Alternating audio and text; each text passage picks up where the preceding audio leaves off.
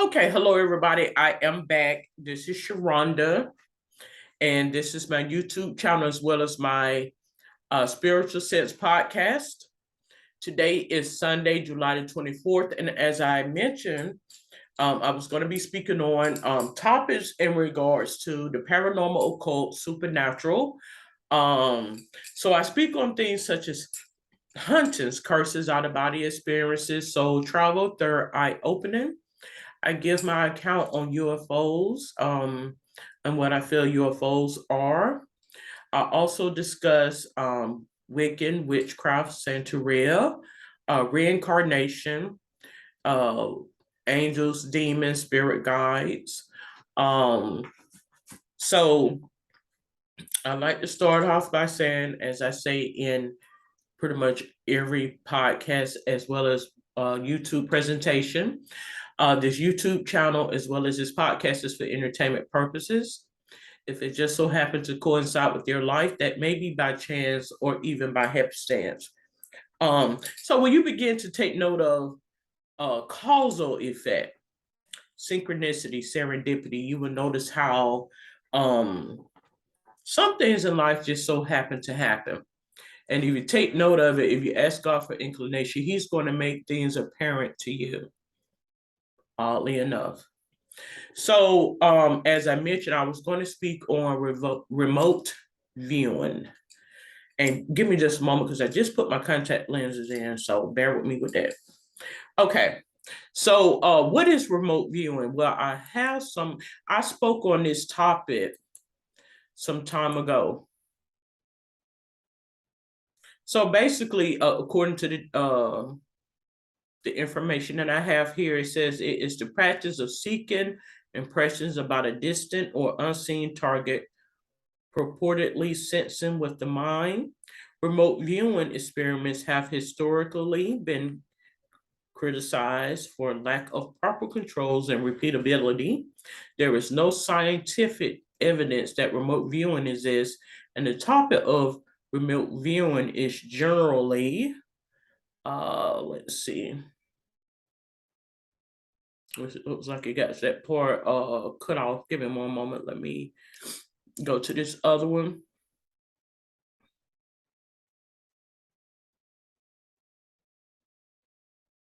Credited with coining the term remote viewing to distinguish it from the closely related concepts of clairvoyance.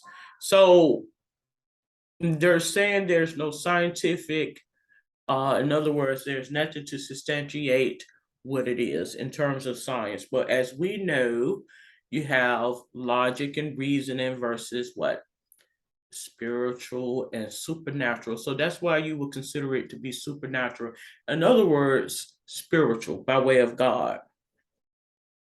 Um, so remote viewing is actually the ability to see with, as they would say, a bird's eye view. This is called empath. This is called empathetic ability, capability is what that is. The ability to empathize and see things through the eyes of someone else or something else.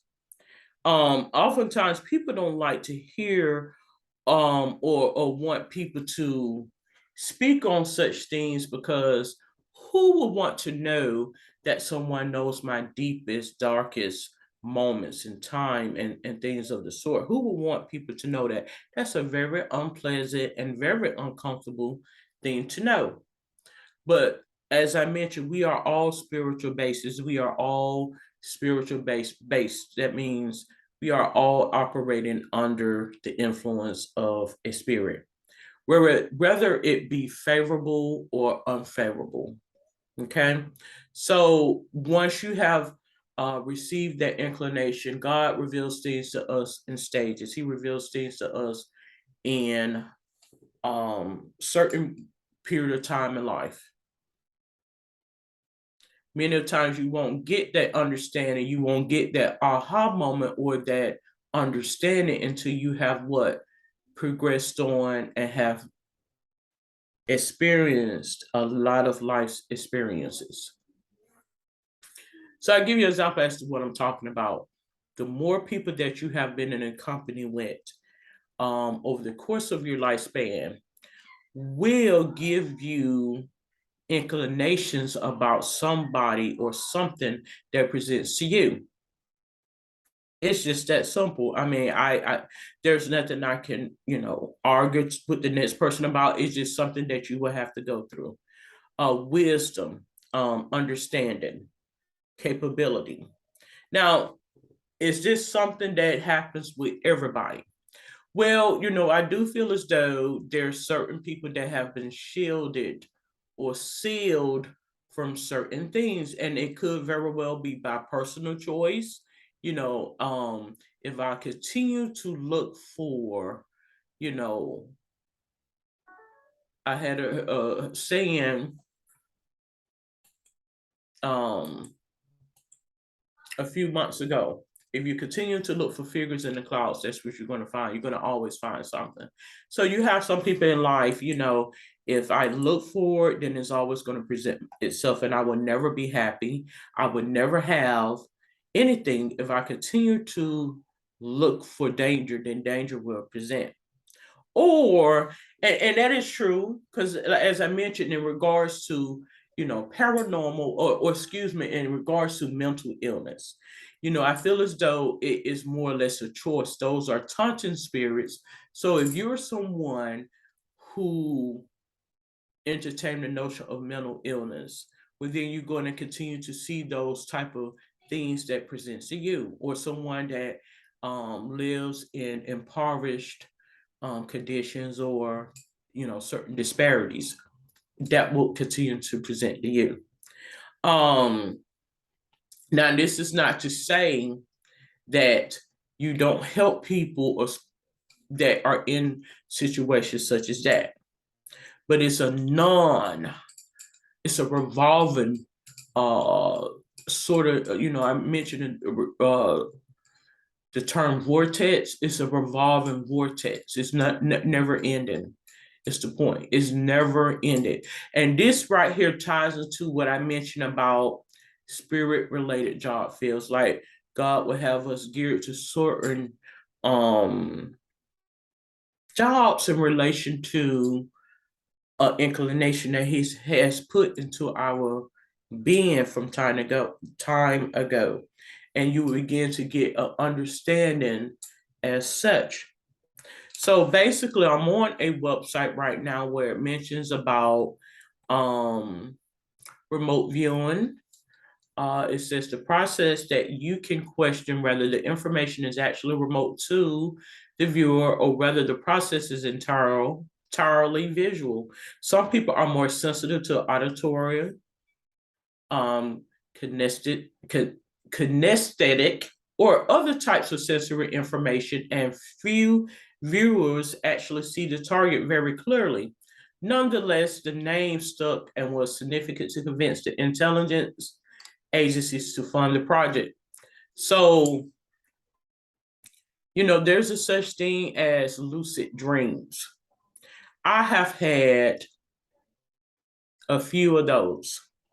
They are more different than a regular dream. I think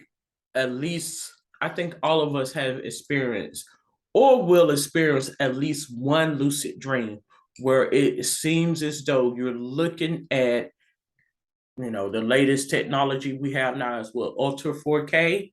It's like you're looking at a 4K.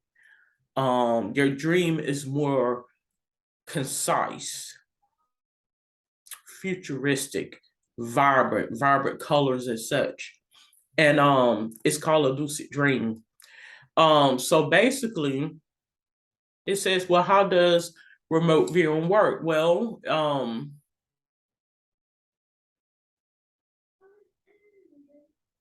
it is when you're able to pick up on impressions in your mind's eye. This is beyond your imagination, like in your mind's eye, as if you're sitting 1,000 miles away, and you're sitting right here in your home. That's basically what that is. This is far beyond um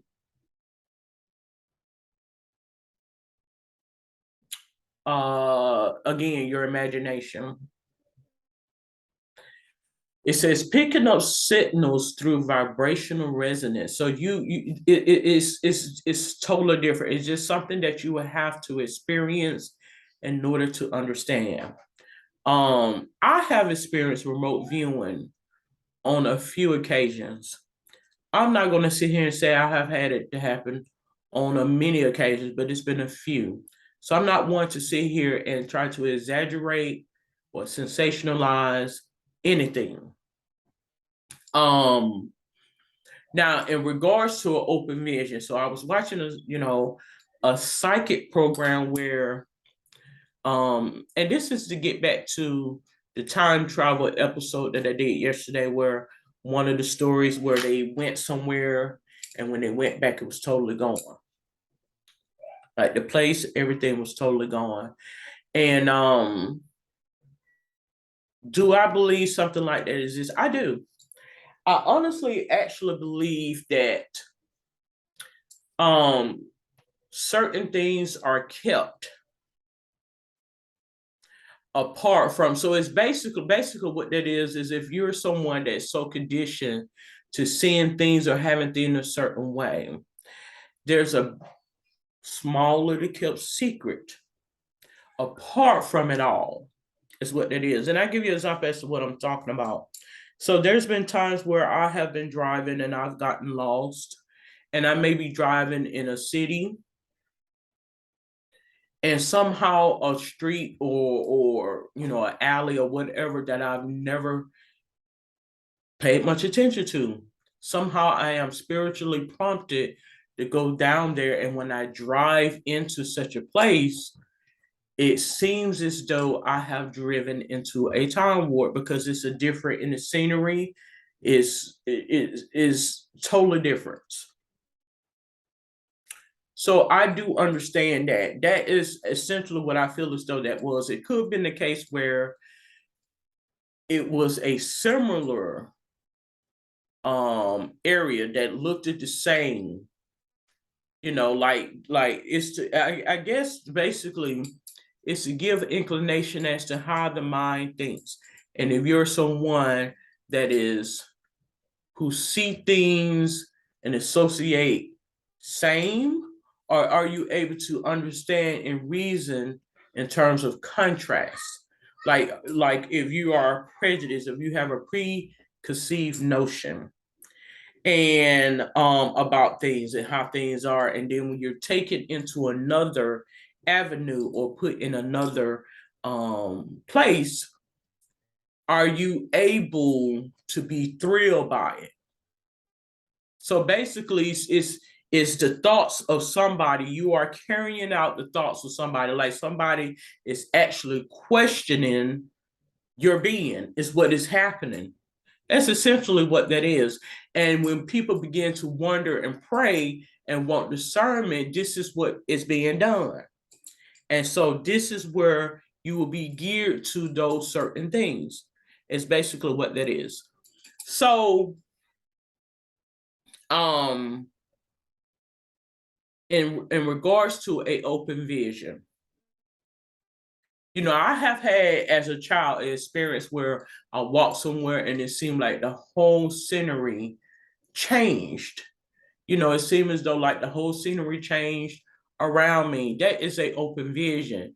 And oftentimes um that's God letting you know that that other parallel universe still exists, and they can vibrate and they work on a certain frequency to come into this time and space, to permeate into our time and space.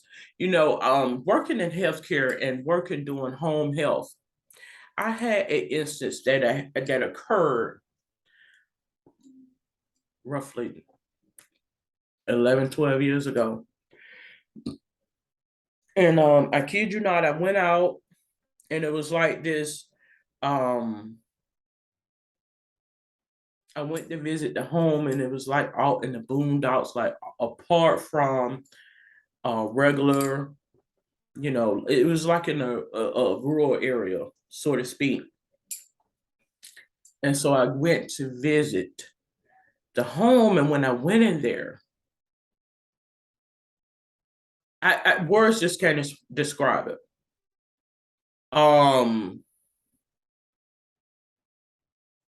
I guess it will be similar to if you, for those who haven't experienced what is considered culture shock.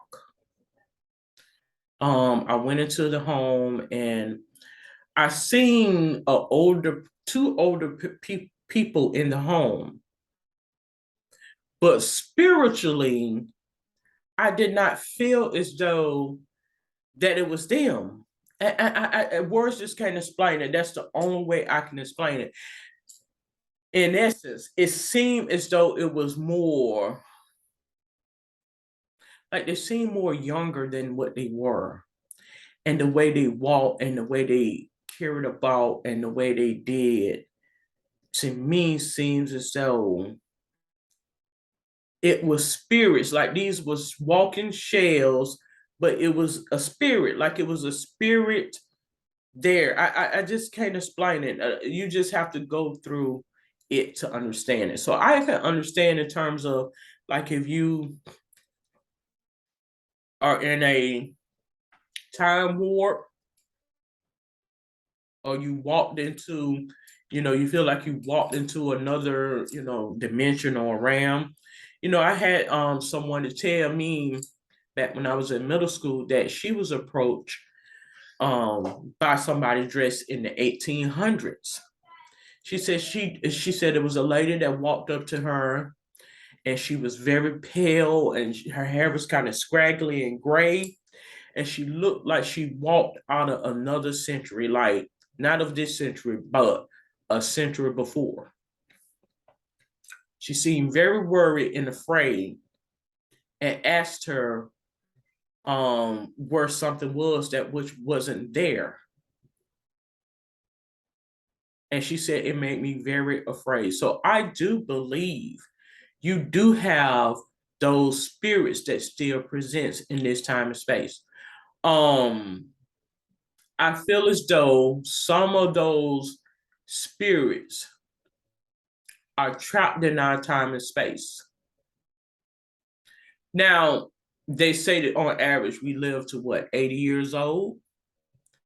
Um, can somebody from the 1800s be still here today? I believe that spirit can still manifest today into somebody here that can take on that impression of that spirit. Now, that I do believe. Like you could be inhabited by someone from that time frame, and you begin to gravitate to that style. That's what I feel. But I do feel like that energy still exists. Okay, so I'm going back into the time warp and time traveling on Open Vision. Now, specifically, this episode is in regards to remote viewing. Um, I've experienced remote viewing a couple of times, a few times, not too many times. But I had one instance to happen where somehow I was getting inclination within my stomach. And I know that sounds crazy. You know how you say you have that gut instinct? Well, typically when people say that, it's, when they begin to feel like a knots in their stomach or butterflies in their stomach. This is far beyond that. This is actually seeing through the stomach. And I know that may sound crazy. Trust me, when I was experiencing it was kind of loony, and I'm sitting there, and it showed me a light. And as I'm sitting there, it was like a light, like a beam, a white beam of light. And I kept hearing this as this light is traveling, and it's like a, laser beam type of light, and it's just going in my being.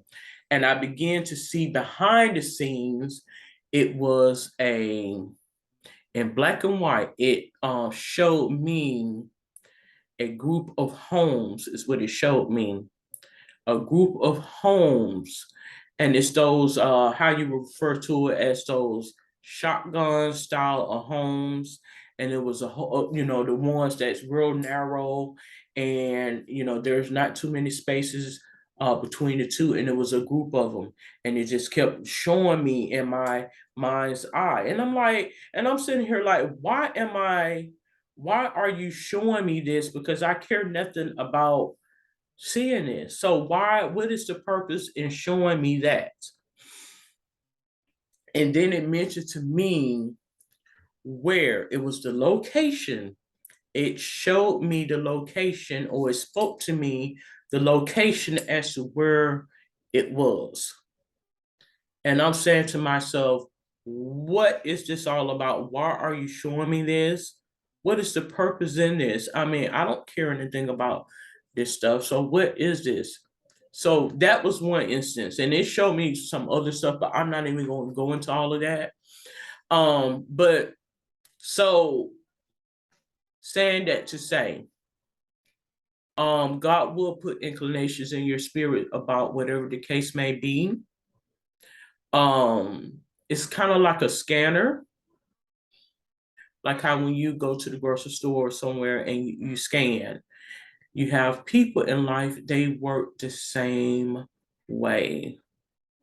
It's like a supernatural being, and that is very intimidating to a lot of people. And I think in regards to the reading that I just did, where I said I felt like many people felt as though they was being disrespected as such because of the intimidation that they bring to people. Many people don't want to know that someone knows something about them, and they have the capability of analyzing a situation. So that's why you have, oftentimes I feel, where people may play dumb or stupid or like an airhead, or whatever the case may be, because they don't want people to feel uncomfortable around them. Like they don't want people to feel a certain type of way when they come around. But remote viewing is by way of God. That's why there's no scientific evidence for it, because that is supernatural. That is of psychic intelligence, is what that is. And once you begin to get on your conquest about this life experience, you will see it for what it is. Some things I just can't explain it. It just, words just can't explain it. That's the only way I can describe it. You will begin to see how you will metamorph, like a metamorphosis, to enlighten people about a question, to enlighten people about a situation. Is this true? Is this not true? So you will begin to see, okay, is this happening by happenstance, or is this happening, like someone called me to do this? Like someone, like in other words, you would know the difference. In other words, you would know the difference. God will put it in you when you um are carrying out the thoughts of others, or answer prayer, or answer to a question that people have been kind of fuzzy about or wondered about. And so that's essentially what that is. But somehow I've been so compelled by Black history and the need to go back in time and pay attention to the individuals in Black history, because that would tell on this time and existence, and as well as the future. You would get a lot of inclinations in reference to it.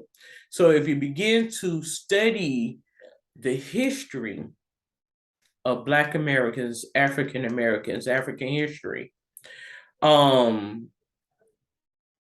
would give you discernment in regards to a certain person that been put before you. Like you would know who the ringleader is. Like, okay, this person acts just like Harriet Tubman, or this person acts just like Sojourner Truth, or this person acts just like Abraham Lincoln, or this person acts just like Margaret Sanger. This person acts just like Frederick Douglass. You know, so this is a discerning spirit. Remote viewing is real. Many people may refer to it as something else, but that's essentially what it is. So to get back to what I was mentioning about the twinkling, it was an incident that occurred, had to be some months ago, at least maybe 6 months or better. I was driving. No, I was walking out of a store, and this heavier set woman, which, you know, I'm a heavy set woman myself, but she was much more heavier than I was. And when she walked, the stance of her walk was different. And it began to twinkle around her. And I'm like, why am I number one fixated on this woman? And what's the big deal about her? And it showed me like a shaggy dog, like a dog that has a whole bunch of shaggy sheep like hair on it, came into my third eye, my mind's eye. And that's when I knew that that was that's not her. That what happened with her was simply to provide information for somebody. I kid you not. And I began to see that underneath it all was who this woman truly was. That was just a facet, or that was just a front, kind of like a prop. Like if someone is in acting and they go put on a prop, or they put on a gown, or they put on whatever, to act out on a theater or, stage or whatever. And that's what it appeared to me with her. Like it was a prop. But I knew that it was her. It was her physical body or whatever, what have you. So that's how you will know when God gives you inclination and discernment, and you're able to see in a third's eye. You can see beyond what that is. Like this person is the thoughts of others. Like this person is posing, about something, to give inclination about something. And this is what occurs in regards to excuse me, getting back in time. Like if you are curious about the things that transpired, the truth of the matter of what actually took place in a time and a space some time ago, this is what they do in our time in existence to those who are curious. Now you have Hollywood, you have all these major production companies. They do the same thing, but it tells on life. The same thing that you see that is being projected in a lot of these movie productions, it happens in life as well. Life happens that same way. I can guarantee you that woman ain't no actor. That's a real life person. That's what that is. And that's how this life experience works the same way. So remote viewing is real. It's a real thing. Um, it has some information here about quantum evidence. Our consciousness persists after death. That's basically energy. A lot of this stuff people don't want to talk about. Is uncomfortable to speak about. You know, Who would want to know about all of these things? Trust and believe it. Once you have received that inclination, you will see exactly what that is. So there are some techniques for beginners who want to have the ability to remote view. And I'm going to proceed to go over those now. So I'm on a website. It mentions that it did begin far back in time as ancient Greece.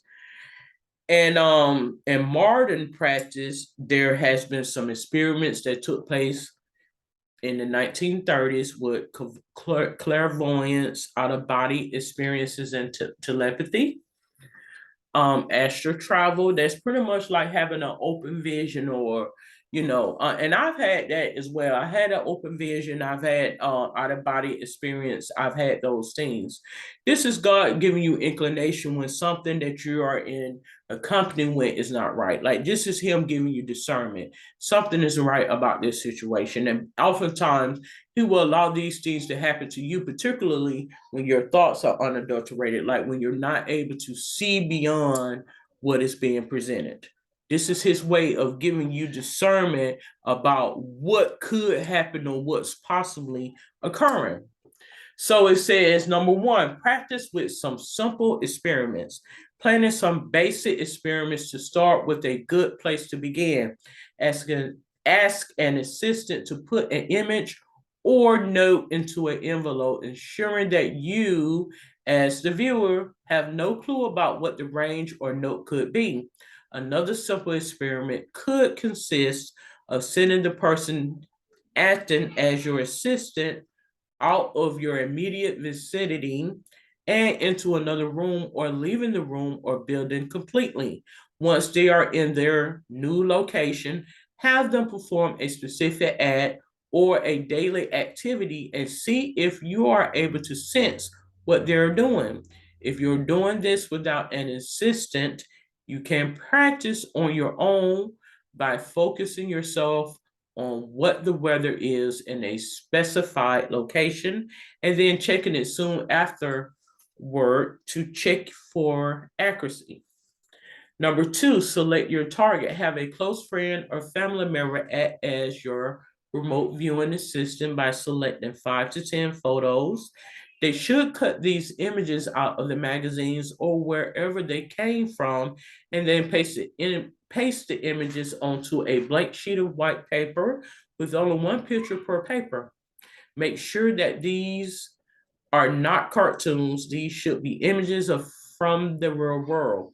Pictures of things like nature, architecture, or people will be perfect.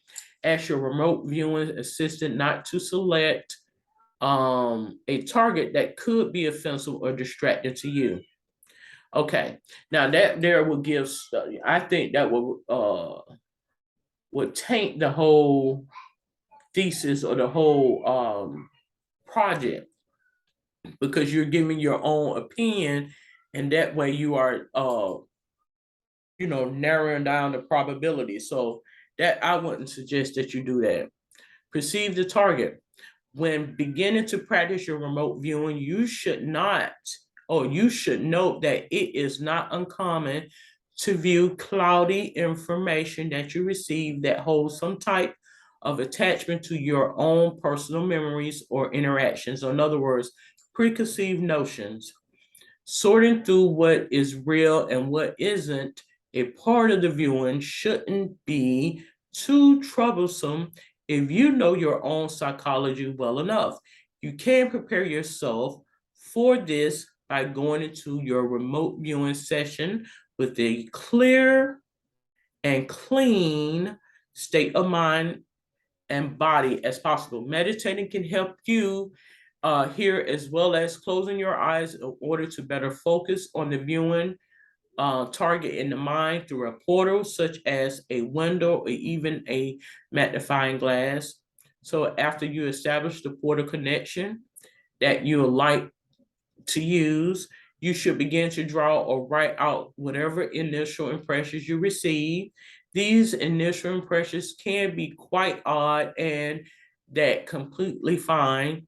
Just do not halt the flow of information you view or perceive, whatever comes to you. So again, oftentimes he will put things into your mind's eye, particularly when you are in that state of wakefulness, sleep and wakefulness. That's oftentimes when I get these images and stuff and get up and write them down, because when you get distracted with your everyday life, you begin to forget at least half of it. Actually, most of it, really. Number 4, don't second guess yourself. As you are taking note of whatever images or other information entering your mind, make sure you are jotting everything down. Even the faintness of information or images are important, but you still aim to be descriptive as possible without letting any of your own personal judgment impact the information. As you receive all this information, enter your mind as well as the automatic nervous system. This means that your unconsciousness is already aware of all of this information about your target. It just needs to send this information to your conscious mind. This is done through even the subtlest feelings, sensations, and images, which is why it is so important to write down everything you feel while remote viewing. Number 5, add to what you sense. When you sense that you have done, that you are done with the viewing, you can open your eyes if they were closed and analyze the results. Whether your notes were recorded, drawn, or written, you should proceed to notate your immediate feelings and reactions to your previous note. Write down anything that you feel may be relevant. Don't concern yourself with rationalizing anything just yet, especially since you have had no previous idea or knowledge of what you were remotely viewing when you began. You should begin interpreting everything only after you have notated all of your impressions and sensations about what you initially sensed. Even if it is just a jumble of scribbles and wacky drawings, you can still try to decipher it. And number 6, it says, repeat this process. Once you are finished collecting and interpreting the initial information wave, you can repeat the process and expand the information you gathered. So these are some tips, it says, in regards to remote viewing. I mean, you have your own way of doing it. I mentioned before, a dream journal is very proficient. Very beneficial. I mean, I kept the dream journal for some time, and I would jot down, you know, dreams and of the sort, and things of that nature. But when it's something that's very, very significant and inexplicable, oftentimes you will not necessarily need to, write down a lot of the information. You will remember it because this is something, it's real. It's as real can be. Okay. So I am going to close out this episode of Spiritual Sense, speaking on remote viewing. If you have any questions, comments, or suggestions, you're more than welcome to comment below.